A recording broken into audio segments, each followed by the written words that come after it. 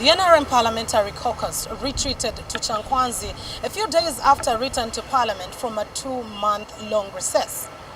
And with the numerical strength of the NRM in Parliament, this is an indicator of stalled parliamentary business.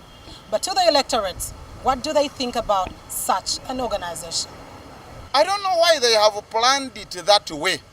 But of course, if we had a strong civil society, a strong voice for the public outcry, we could voice it out. That yes, if political parties in that parliament have brought business which is outside the parliament, then the timing should be when the parliament has got its official recess. Sometimes I just think that they don't have the country at heart, because if there is a lot of business, when you look at like we are going into elections, but the electoral laws, they have to make amendments, but they haven't yet handled it. And there are very many pending bills as we have in Parliament. But if they have constant recess, what's the purpose of those recess if we sent them to represent us as citizens of this country?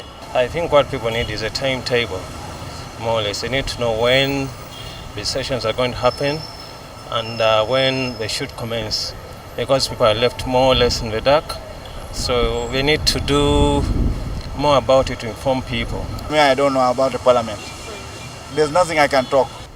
We don't feel happy because we shall be missing a lot of things which the member of parliament are supposed to do in the parliament. This breaking down will mean that we are losing. They will not be doing the work which we are elected for. We don't know exactly what do we want now. You just go voting. You are supporting so and so. You want him to lead. Whether he doesn't know what he's doing, just because you belong to that party. For us, whether you are rubbish or not, as long as I'm supporting you. The executive, political parties, and then the parliament, they should collaborate, and they see how to handle their business. One inside the parliament and another one outside the parliament.